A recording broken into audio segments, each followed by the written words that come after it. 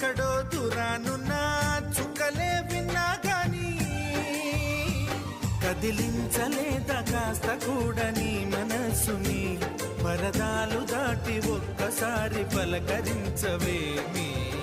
అందరినీ ఇలా వెంటపడి అడగాల సరదాగా నువ్వే ఎదురైతే సరిపోదా నిద్రపోతున్న రాత్రి నడిగా గుడికి చేరిన గువ్వల నడిగా